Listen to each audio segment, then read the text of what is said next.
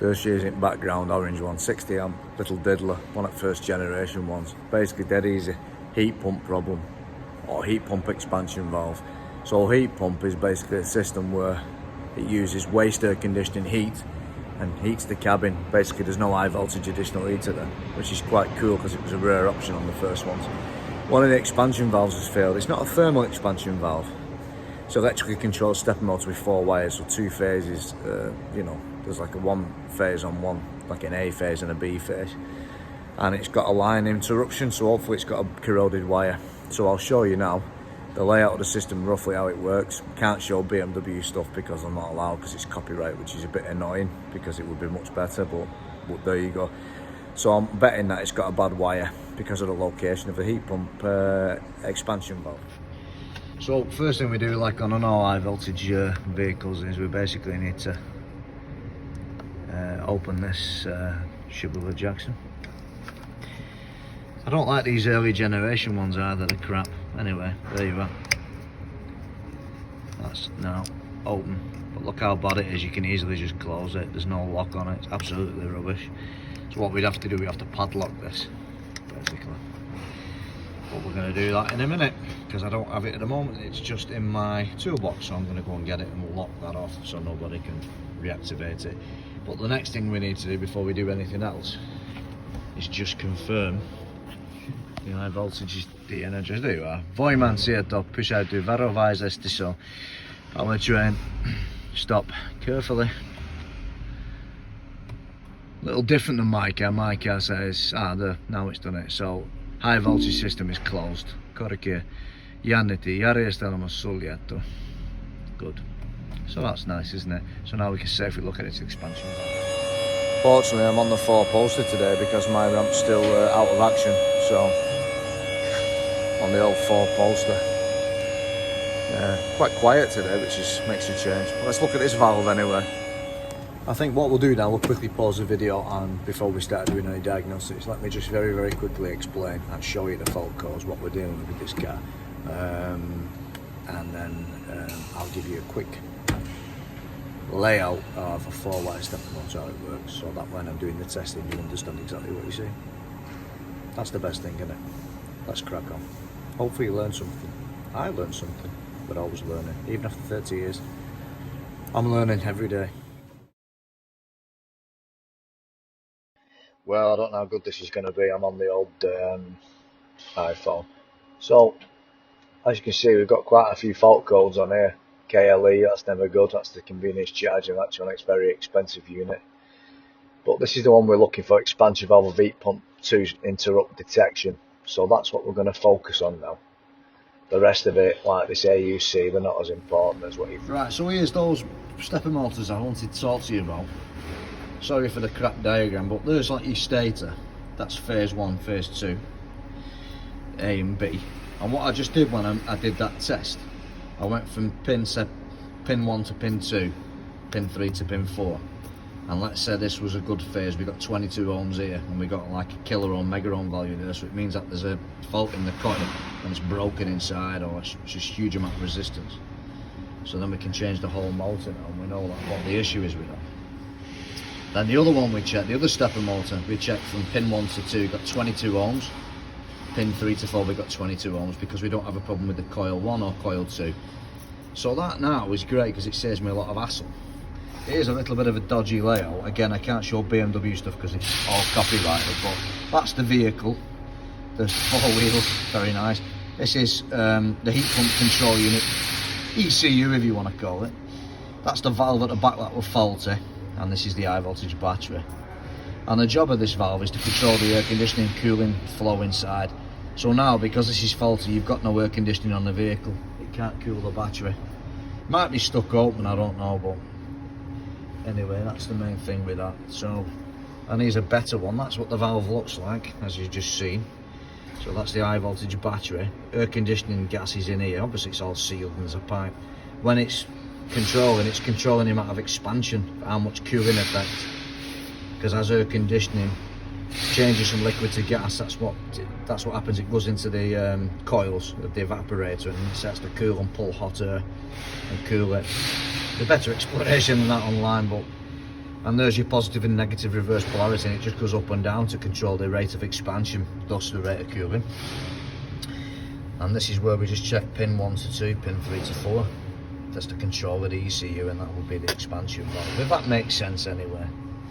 And what we can do, like I've just shown you, we can go back to this one. On a bench, if you want to check if a stepper motor works and you've got access to the axle shaft, it should spin freely. If you join this together, this wire and this wire, it'll go stiff because it'll turn into a generator and the magnetic force will make it stiff. Similarly this, join them together, you won't be able to turn it because it acts like a magnet. And that's also the same as checking resistance. If the coil's broken and you join them together, it'll not stick, it won't turn into a magnet. Right, well, that looks a bit dodgy, doesn't it? Like air conditioning pack. So that's the high voltage battery, or as they say, electrical storage system SEO3. There you are, 60 amp hour, crap.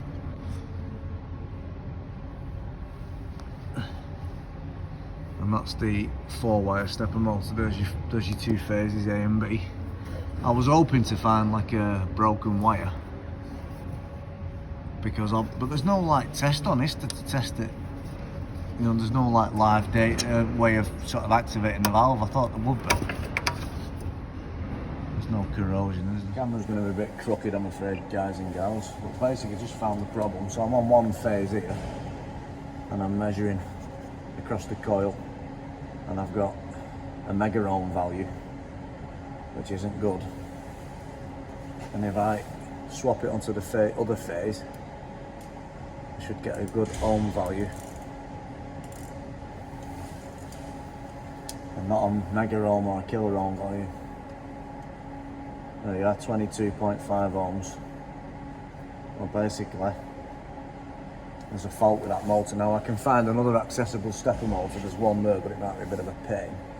But if I can get to that and I can repeat the test, I can confirm whether that's definitely okay or not. And that way I don't have to start checking all the wiring now. The other way to do it is, other than checking the wiring, checking the motor, is also to do an active test, but I can't find that function anywhere, and oscilloscope it and look at the, or even use the power probe and check the PWM to it. So I'm going to do that, I'm going to check that one as well. No, it's not, that's a pressure sensor, is that? Damn. So there should be another expansion valve. I need to find another expansion valve somewhere, I need to check that. So, the best thing about this is that in the front area, it's so beautiful and easy to access. You've got all your flex ray and your CAN bus wiring there. It's high voltage is de-energized, so we're quite safe. And we've got another exactly the same kind of expansion valve. There's no difference at all. It's the same valve, and its job is, unlike a thermal expansion valve, it doesn't need temperature to make it work. This is just like a thermal expansion valve, but instead of being thermally activated, it's activated with 2 phases electronically. It's again like the other one, beautiful. We can disconnect this. Incidentally, we can also induce fault codes by disconnecting and see if we have the same fault codes.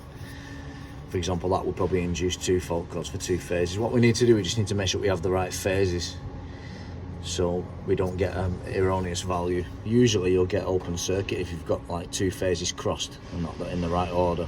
And we had like this mega ohm, kilo ohm value, didn't we? So we'll do the same test now, and we'll just confirm. I'll just confirm on the diagram I have the right colours, probably yellow, blue, orange, white. But we'll just see what happens with the flute meter and see if we can get the same result before I start messing around. Just get my light on. The right kind of light on an angle. One's at 5.2 and one's at like 25 past.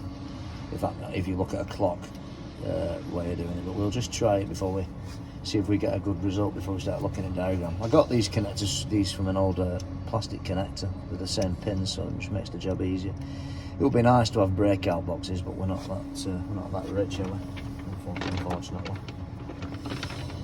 Hopefully you can see the flute meter with a bit of luck. Probably not, but let's check this resistance now. It's the easiest way of doing it than messing about with scope and everything. 22 ohms, exactly the same as before. If you can't see it, don't worry. I've actually bought some glasses now, but they're not very good quality. I'll try and bring them tomorrow and we start using them and see if I can record POV. It might be a bit easier than doing these type of jobs alone. So that was definitely 1 phase, 22 ohms. I hope I have 22 ohms on this, otherwise my theory's like out the water then. Then I can have a nice morning building that other i3 up then if this is a killer ohm value. Could be wrong, it does seem that type of stepper motor anyway. There we are, 22 ohms. So it's a faulty stepper motor. So I'm not going to bother checking the wiring because I know the stepper motor's faulty. So I'm really happy about that. Really happy indeed. So that job now is pretty much diagnosed in about an hour. Not bad, eh?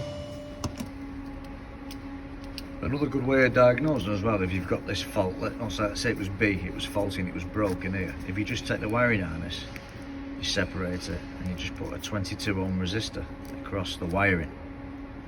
Sorry, yeah, 22 ohm. That'll simulate the motor stator winding and probably you'll be able to erase the fault codes at that.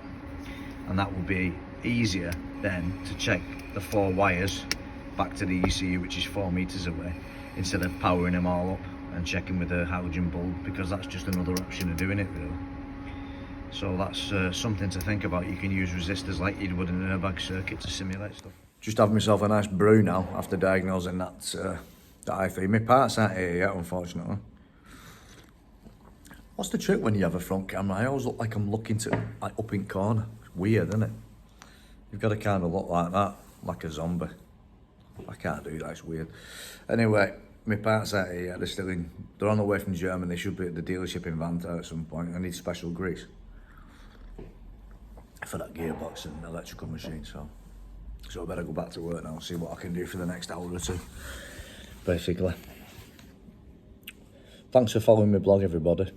Look at me looking in corner. I don't know what's going on with me. I can't get used to all this camera nonsense. This is our brew room. It's cool, isn't it? The size of it's a beast. Right, see you all later.